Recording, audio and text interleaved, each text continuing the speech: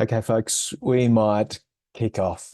Welcome to this webinar introducing some of the professional learning courses for 2025, which is coming up ridiculously soon. We're so appreciative that you are able to join us for this webinar, and particularly appreciative for those people who are joining us live this evening. We know that 7 o'clock Eastern Daylight Time can be the witching hour in some households, so we're grateful that you've made time for us at the end of what has no doubt been a very busy day for you, your students, and your families.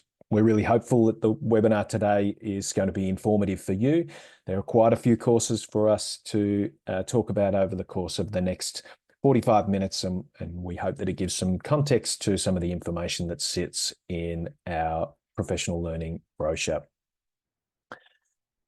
Before moving on to this session itself, I'm sitting here at Patilla, just north of Ballarat, which is on the lands of the Wadawurrung people. I'd like to welcome First Nations people who are joining us today, and on behalf of Ochre Education, I'd like to acknowledge both the Wadawurrung people upon whose lands I'm seated today, but also the traditional custodians of the lands on which all of you sit as you join us today, and we'd like to pay our respects to their elders, past and present. So today, our agenda, it's 40 minutes. We're really confident that we'll finish on time so that you can get back to your families. But our agenda for today, we'd like to start by describing a little bit about some of our thinking behind the Ochre learning courses and why we've structured them in the way that we have. And then we're going to talk about each of the courses in turn. And really the offerings from Ochre Learning have been grouped together into three broad buckets. We've got one, which is a set of Ochre Learning courses that are centered around curriculum design. So thinking about whole school mapping and also how you might develop smaller knowledge-rich units with your teams and how you can develop processes for developing curriculum within your school. The second bucket is curriculum planning and implementation programs. So this is a little bit more specific to particular disciplines, and we're starting to consider not just the curriculum design, but how they might be implemented in classrooms.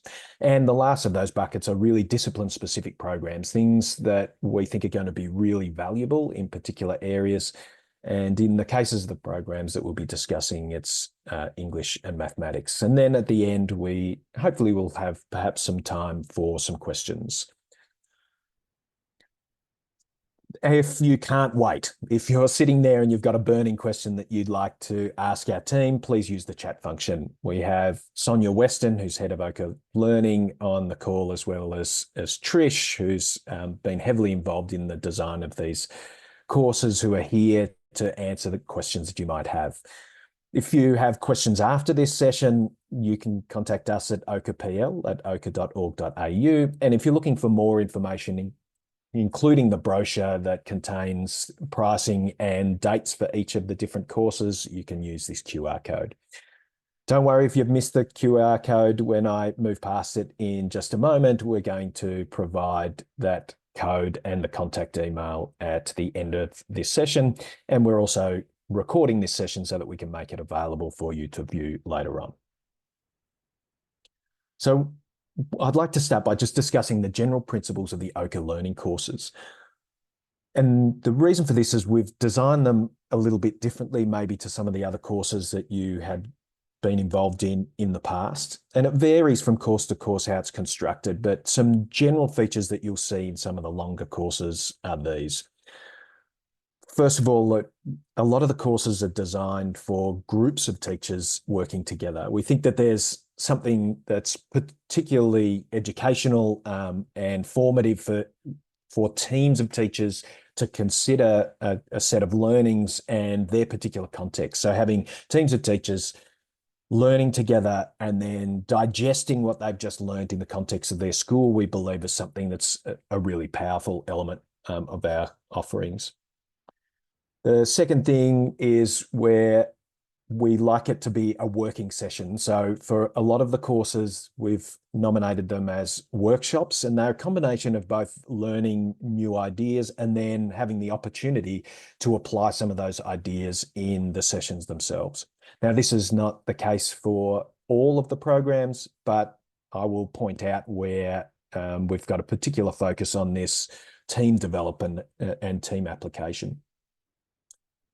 We're also thinking a lot about building our knowledge as a team so that you leave the course knowing things that you can then take back to your place. So really, we're thinking about the knowledge that we can help build with you as people who are participating in the course, but also what you can bring back to your schools and your communities so that you can take the learning and develop it further. So there are a number of courses that are really about building systems and protocols for your school or your year level team or your subject team that you can use moving forward to advance the work. And the other general feature of these courses is they often involve a feedback cycle. So one of the things that we know is really important about good teaching and learning generally is that it involves some sort of feedback on the learning at certain points. And so a lot of our extended courses feature opportunities to talk to some of the people who are running the professional learning course, some of our Ochre learning team and others. They'll be providing feedback to you on some of the things that you've created. If you've put together a novel study unit, if you've been developing a whole school curriculum, or you've got other things that you've been working on. Even for those people who are joining us tomorrow, if you're developing some big ideas as part of your knowledge-rich unit construction, we're going to be providing some feedback to your work so that you can build and learn in the context of your school. So our modes of working, first of all, you'll notice that we have webinars are our main method of working together. They usually run between 2 and 3 hours. There are some exceptions to that length of time, but we think that that allows a long enough period of time that we can really learn something meaty and have the opportunity to be able to work together on something. So giving you that working time. They tend to be this mixture of building conceptual knowledge and guided time for teams. And we record them and we make them available to participants. So we are well aware that sometimes it's difficult to get a team together in one place, or that you have members of your team missing because of interruptions to schools and the general busyness of school life, as well as life more generally. So we record all of our sessions and make them available to the participants. We also have homework. We think it's important that we continue to do some of the learning and some of the application in between our sessions as part of our course. So a lot of the courses that we run involve the creation of something using a particular artifact, the creation of a unit plan or a map. And we do that because we think that the process of actually doing and making something helps bring out some of the questions, misconceptions, allows us to provide feedback. And that can't all happen in a 2 to 3 hour session. And instead, there's going to be some work to be done between sessions. So we think that there's a real opportunity for your teams to discuss and prepare curriculum or teaching and learning elements ready for the next session.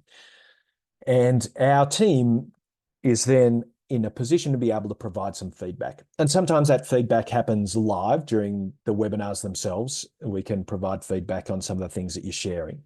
But a lot of the professional learning courses that we offer these slots with members of our team. And we call these coaching calls. Some of the coaching is asynchronous feedback.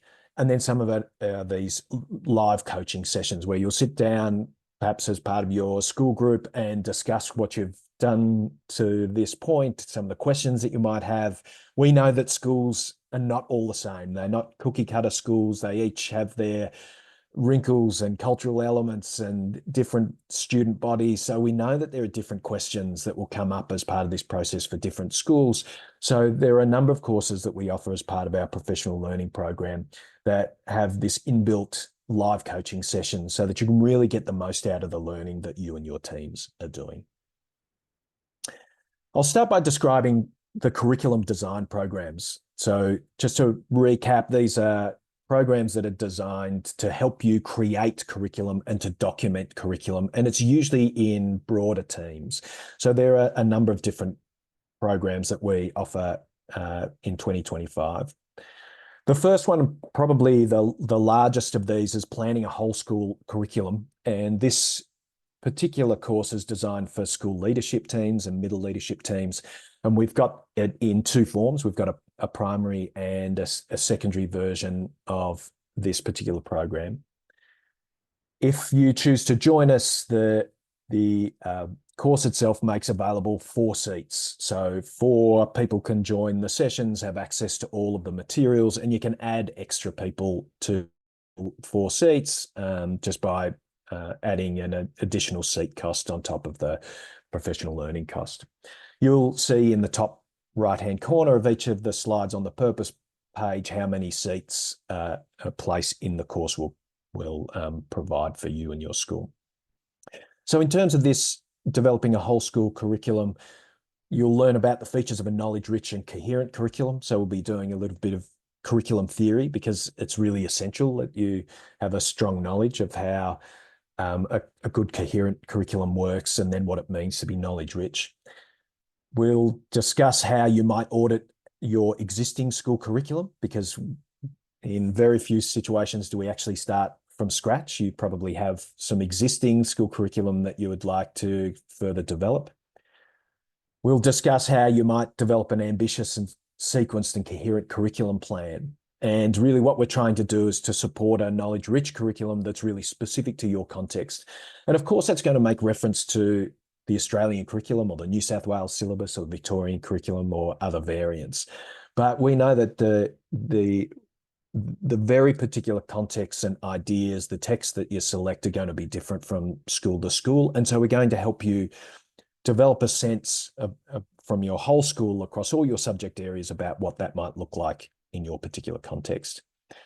And we'll talk a little bit about implementation of the plan. So there are a number of sessions that relate to how to develop the plan. And then we've got this phased implementation of the plan. So how do you de-implement existing plans? There may be parts of the curriculum where you feel that maybe we're going to wind back on, what new things we're going to introduce and how we're going to introduce that new curriculum, both how we're going to build, document, find supporting resources and documentation for the curriculum, but also how we're going to stage that over time. So not just where it's going to come from, but what do we create, in what order, and what do we introduce, because we know it doesn't necessarily work to try and introduce a whole lot of things at the same time. So we'll be discussing some of that as part of this unit. Now, the products. Remembering one of our key ideas at Ochre Learning is that we're trying to develop or work on something in many of our courses. The first product, it's a pretty big one, is a curriculum map that shows links between units within subjects. So for example, within English or within mathematics, within HASS, but also between different subjects. So what links might exist between HASS and English or between science and mathematics. So we're really trying to think about the interconnectedness of our curriculum. We'll develop a curriculum audit process together. We'll give some suggestions about what that might look like for your team. We'll also discuss some ways of working for your teams thinking about curriculum. So again, we'll be thinking about, well, what processes do we need to put in place? What are some of the preconditions you might need if you're thinking about re-examining your curriculum? And then continuing on from that, developing an initial strategy for implementation, how we can schedule and the work of resourcing your map. So these are all elements of the plan that we have as part of this particular course. This first course is primarily aimed at primary schools. We feel that there's a difference in the way that we implement between primary and secondary schools. So starting here with the primary is a good place to start, well, obviously for primary teachers. The structure of the course, we have 6 workshops. Each of those is 3 hours. Then there are 2 sets of coaching support. So they're 2 half-hour slots where you can spend time live with our team discussing where you're up to, what you're finding at the moment, how this might work in your particular context. And we've staged those out strategically across the course of the 6 workshops. And for those people who've looked at the brochure and the timings for the different cohorts, this program runs for about 3 terms. So it's quite a lengthy process. And we've done that deliberately because there's actually a significant amount of thinking and work to be done between each of those workshops. It's not, let's do these every 2 weeks and we've done this thing, but rather there's a significant amount of work, as you can imagine, if you're developing a whole school map for your school. Finally, we've got an optional follow-up session. We think it'd be exciting for members of the community that are working in this particular course to share some of the things that they're learning. So what does it look like in their context? Where did they come to? What things did they learn? What would they never do again, as advice to others who are perhaps thinking about their whole school curriculum map. So this is probably the largest of our programs. And in a moment, I'll just quickly go through the secondary version of this, but these 2 programs are the largest we offer, and they are the longest running. Developing a knowledge-rich unit is a smaller course, and the knowledge-rich unit, instead of looking at the whole school curriculum map, instead we're just narrowing down to a particular unit. And really what we're trying to do in this particular course is to learn a little bit about, first of all, how we might conceptualize a unit of work, how we can constrain the many different directions we could go into with a unit of work, and then how do we best step out the learning in that unit, and what does documentation look like? So how do we go about documenting shared practices, shared learning activities, and those sorts of elements, so that we can gradually build an understanding of a particular set of ideas that are related to that unit. So the developing a knowledge-rich unit, it's 3 seats. We think it's perfect for teams who are subject level teams, or in primary schools, it's perfect for a curriculum leadership team to be able to get together to learn a little bit about how we conceptualize knowledge-rich units. You'll learn about the benefits of a knowledge-rich unit. We'll discuss what they are. We'll discuss the features of a knowledge-rich unit. We'll discuss how to identify key knowledge and skills that underpin a unit, and that relates back to a concept of a big idea. Then we'll look at how we might sequence key concepts across the course of a unit. And all this is done in the context of a product. So the products, the things that we're making, primarily we're making a knowledge-rich unit across the course of this program. The knowledge-rich unit will feature the prerequisite skills and knowledge, so the prior knowledge that students will bring to bear to this particular unit. It will include descriptions of the knowledge, skills, and understandings that the unit is aiming to develop. The representation and terminology guides, so if there are certain ways that we're going to represent ideas that will be developed in this unit. We'll work on lesson allocations and outlines, so how we step out the elements of the unit. The second product is a curriculum development and audit process. So the first product was a single thing that you're going to develop over the course of the program that hopefully will provide an exemplar and a model for the product at the end. But really the main aim of the game here is to learn how to create one of those units, and then what does a process look like if you're going to do it on a larger scale? And this relates back to some of the work that we've been hinting at as in terms of the developing a whole school curriculum map. So if you've got your whole school curriculum map, how do we create the curriculum materials? Well, that sits within this particular unit, and we're hoping that it provides a protocol and a process that can sustain curriculum development for well after you finish the course with us. The structure of the course, 3 workshops. Again, it's 2 to 3 hours. This tends to be completed over the course of a term. And then at the end of the 3 workshops, we have some coaching support. So usually that comes at the end because we are envisioning that you will have a 2/3 completed unit, or you may have completed a unit and you want some feedback on the unit that you've constructed. And so it's just the perfect time to be able to do that so that you can refine this model that you may use with your teams later on. We've also got a retrieval practice in mathematics daily review. So we're zooming in on a very particular part of our curriculum, and that's the daily review, the retrieval practice element. And this one's specifically around mathematics. You'll learn about the theory behind retrieval practice in the context of daily review and practice in mathematics. So we'll be talking about why we do this thing called daily review and what it might look like and how we conceptualize it. We note that there are 2 seats available. If you book a place in this particular course, it's for 2 people. We'll be examining the types of activities that are most useful in mathematics daily review, and we'll be conceptualizing it in a range of different ways, how we present things at Ochre Education, but also some other ways that you might want to conceptualize the daily review process. We'll talk about the engagement types that are useful in daily review, so the ways that you and the students engage with each other. And then probably one of the biggies from school, one of the great requests that we have is how do you schedule daily reviews to suit your particular context? So we provide at Ochre Education a daily review schedule that fits our sequencing. However, we know that schools will move things around and will have different lengths of unit and different orders. So what are some ways that you can shortcut that process of making your own daily reviews from our decks and being able to schedule them in a really efficient way across the course of a year?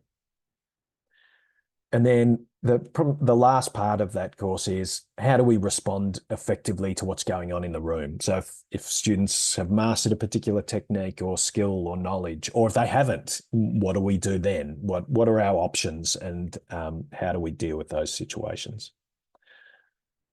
There's also a partner course, which is a retrieval practice in English course.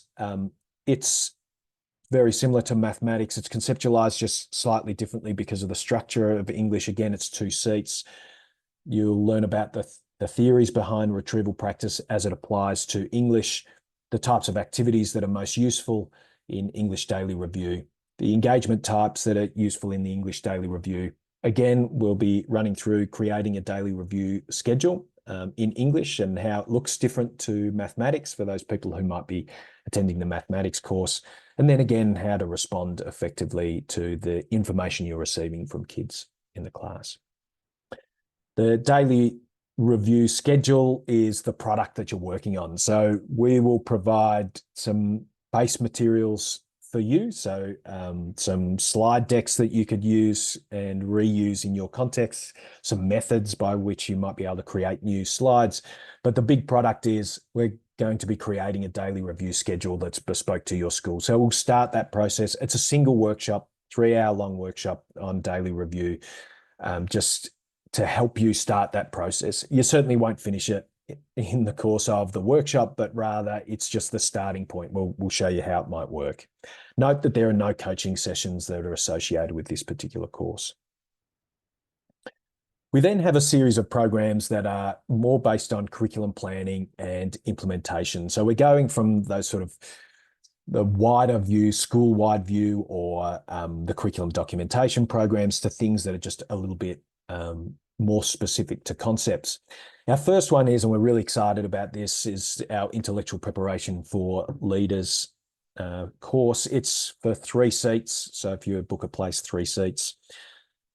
What we're doing here is we're learning a little bit about the role of pre-prepared lesson materials in the classroom. So when we talk about pre-prepared lesson materials in the context of this course, we'll use Ochre materials as an example, but the things that we're talking about will equally apply to your lesson materials that your school has produced, that have been produced last year and previous years. It could be lesson materials that are provided by a different provider that your school is bringing in for different subject areas. So really, although we'll be using the Ochre materials as the grist for our learning and our demonstration, really what we're trying to do here is demonstrate on a broader scale.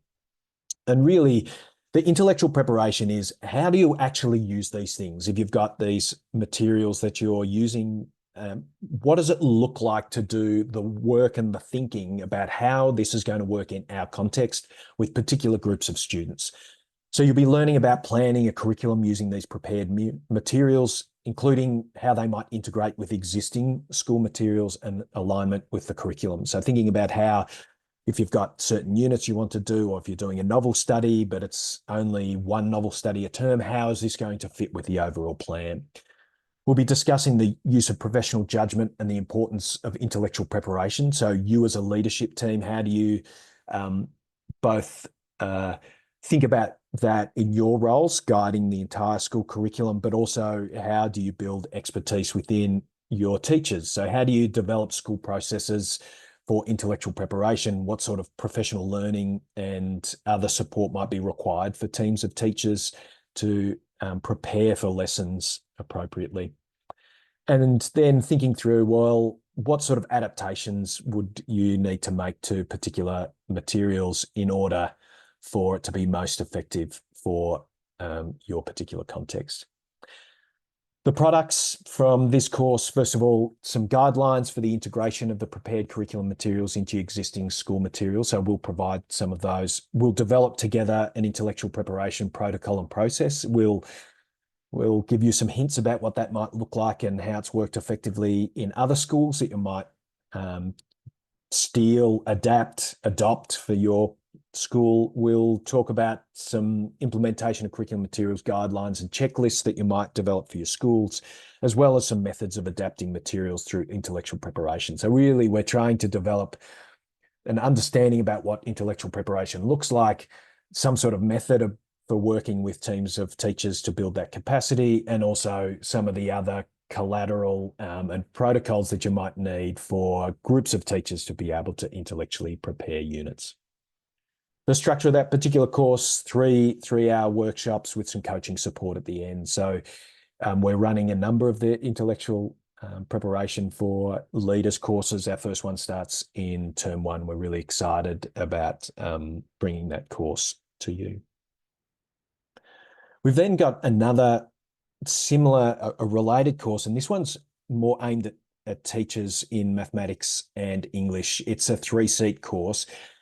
The intellectual preparation for leaders is thinking about whole school processes, whole school curriculum mapping, and how to support individual teams of teachers who are working on their intellectual preparation. These courses that are specifically aimed at mathematics and English obviously are far more subject specific. So they're for teachers who are already working in these areas, and it's really getting down more into the brass tacks of a particular lesson. So if I've got a set of lesson materials that either I've prepared in the past or that have been prepared for me and that we're using, what does this actually look like for us? How do I make adjustments, scaffold and support for the learners that are in my class? So the things that people will be learning about in this course, first of all, how you might use and adapt these pre-prepared materials. How do you plan using those prepared materials, including how do you align them with school materials? So as I discussed before, how you might take these particular pieces of the puzzle, they may come from a variety of different organizations, and stitch them together into something that's coherent and reinforcing. And then this really important one, which is the use of professional judgment by teachers. And we think that that's where the great expertise and experience of teachers really comes in, as thinking about the kids that you have in your class, because your knowledge as teachers of your class is superior to everyone's, right? So you know your kids best. So how can you bring that to bear with materials that already exist and you're not just starting from scratch? The products, again, you'll be thinking about, well, how is this going to integrate in this particular area? So we're, instead of something that's more generalized in the leaders course, we're really thinking about something that's much more specific to the subject area. We're thinking about what will this look like in the context of my team. So if it might be a year level team, it might be the English department in a secondary, what is this actually going to look like? Some other support, guidelines and checklists, things that have been handy for schools in the past. And this is a bit shorter because it's much more subject specific. It's 2 workshops, 3 hours each, and some coaching support. So again, we recognize the value in you discussing with the team or our team where your group of teachers is at, what you're currently using, trying to solve questions for people who are in primary. How does this fit with my systematic synthetic phonics program that we're using? Or we've got this reading comprehension program currently, or we use Prime textbooks. So how does this all fit? That's what we're there for in terms of our coaching support on this course. So that's intellectual preparation. We've also got this planning using Ochre resources for leaders. This is a free course, right? It's a single workshop. We're running one every term. We've opened up more places on all of those workshops because the 25 places that we'd originally allocated to this term's workshop went like this. And so we've opened those up. I'm not sure what the numbers are looking like at the moment, Trish, but we think that it's going to be a really valuable one.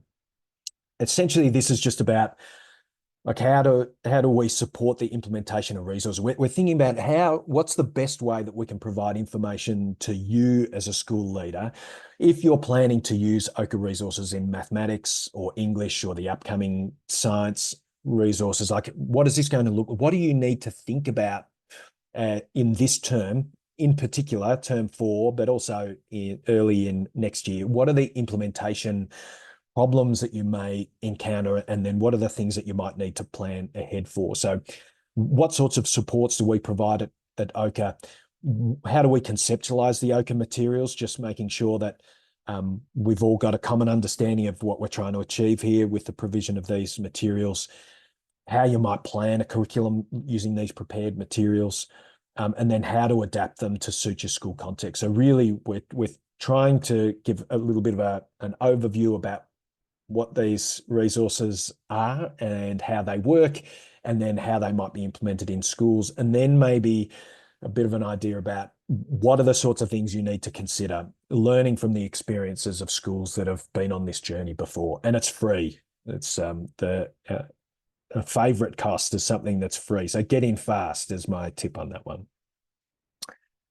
We then have our last bucket, which is curriculum implementation. And these are really quite discipline-specific programs, and they're to support schools that are looking to use some of the Ochre materials, particularly in the first case in English and mathematics.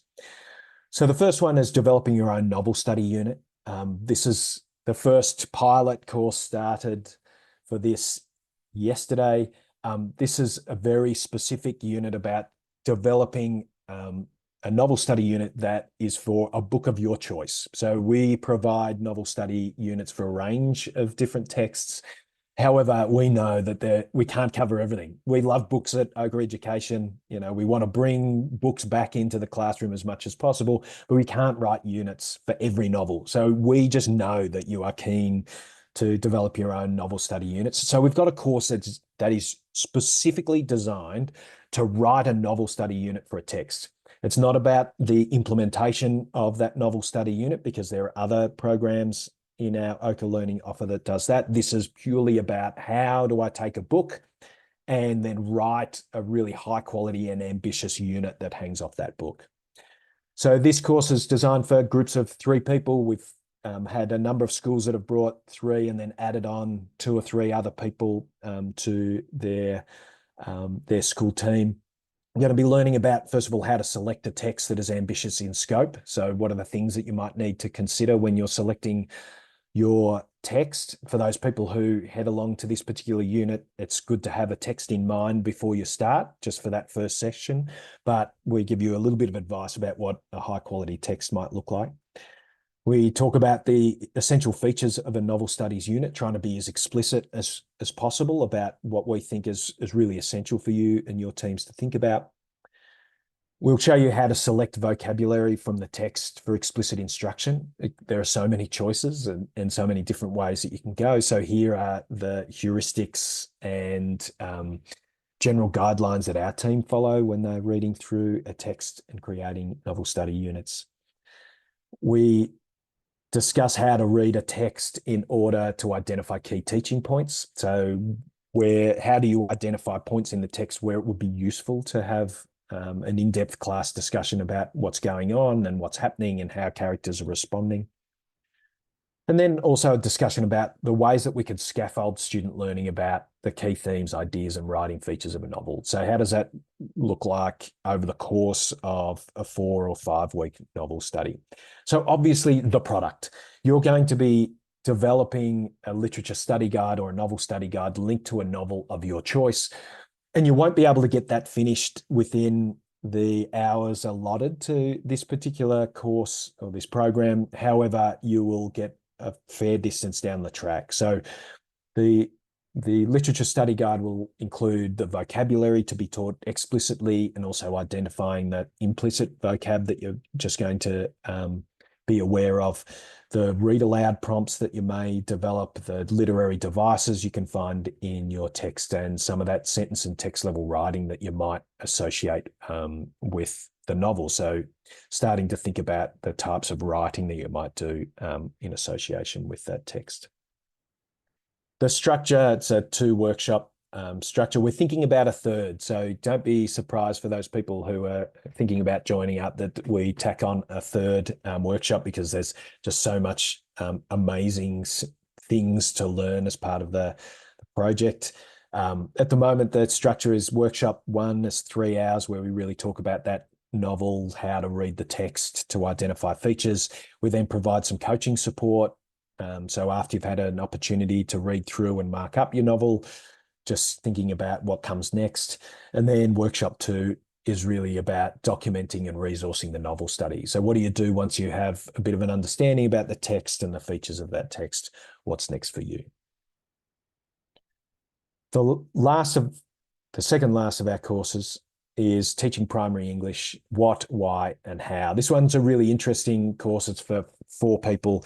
Essentially, what we're trying to do in this course is to develop an understanding about some of the evidence-informed practices that we've integrated into the novel studies units. So why are the novel studies units developed in the way that they are, and how does this look in the classroom? So part of the next step after developing your own novel study might be, well, what's the theory that underpins all of this, and what does it actually look like? So we'll be discussing elements such as oral language development, text level reading and comprehension, vocabulary and fluency, grammar and sentence level writing, and text level writing. We'll be doing this in the context of effective instructional cycle. So moving from some of the theoretical elements of literacy development and thinking a bit more about, well, what does this look like in the context of a classroom or a lesson? And then how do we adapt and implement resources to suit the needs of a particular cohort? We'll also spend time examining the types of instructional strategies that are most effective in English. So we'll be supplementing some of those teaching guides that we provide as part of our 3 to 6 novel studies at the moment, to really dive deeply into those instructional strategies to provide examples of how they might work. And obviously, the building on that work of the effective instructional cycles, just building up understanding and implementation of those cycles. Lastly, we have the development of an understanding about how we might develop, implement, and evaluate resources in English. So after we've learnt these evidence-informed practices, we've looked at some ideas, then how do we build our curriculum? So this has some links to some of the concepts developed as part of Develop Your Own Novel Study unit, and also the knowledge-rich curriculum.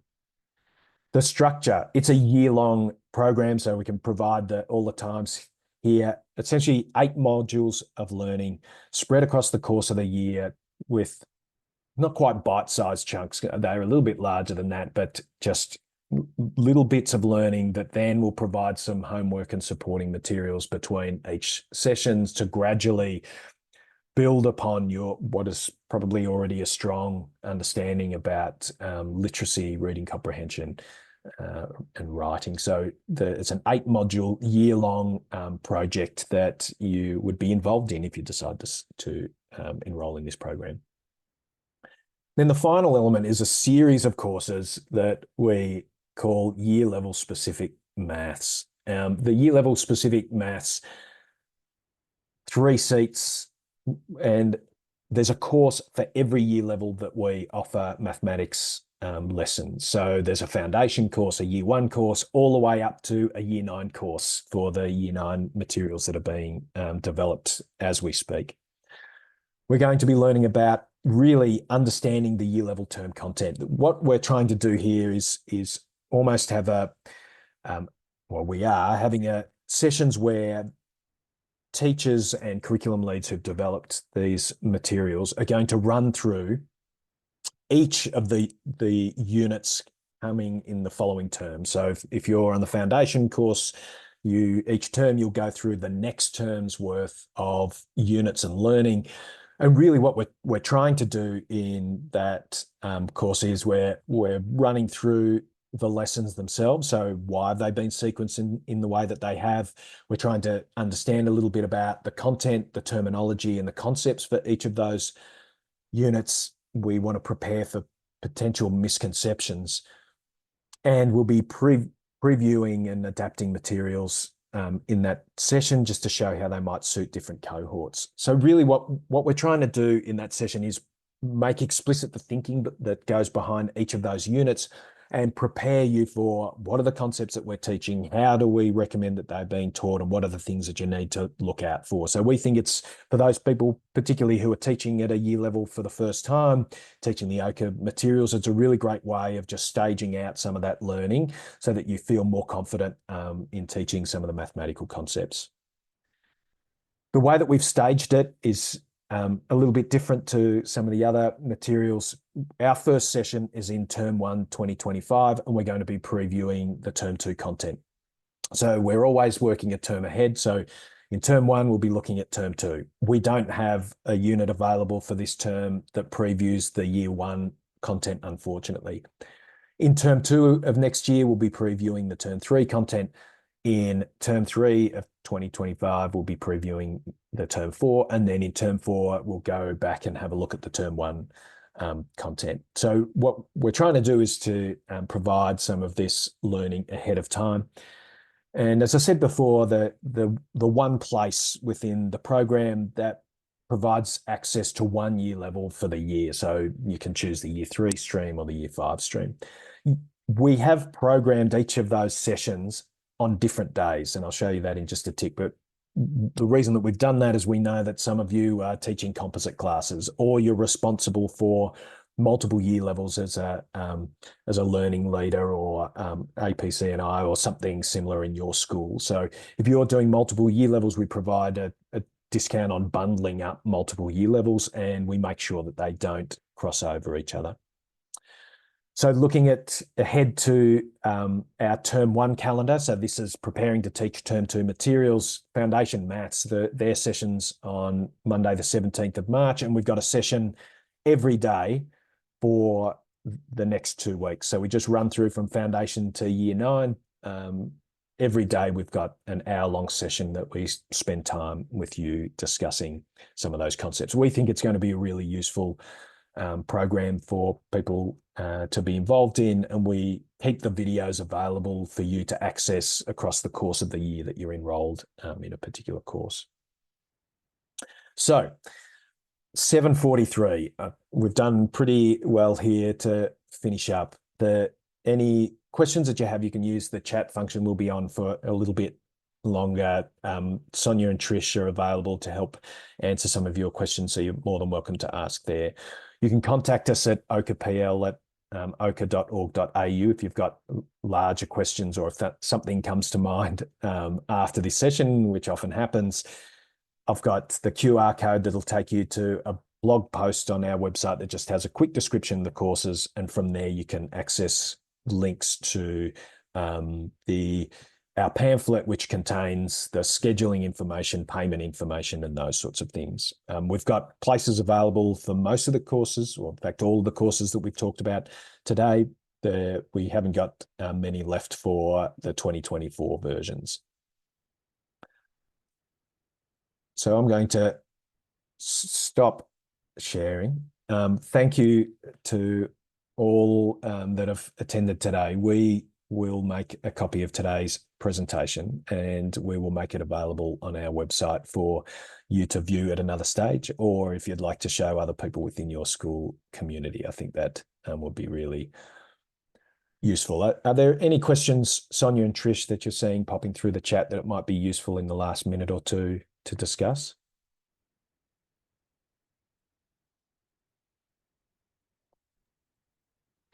Nothing from my end. We had a couple just come through, but no, I don't think there seems to be. Maybe as we go through now, a few questions might crop up, or if you do sort of think of something later on tonight or tomorrow or next week, you can just send us an email at okrpl@ochre.org.au, and we can get back to you if you want any further information about that.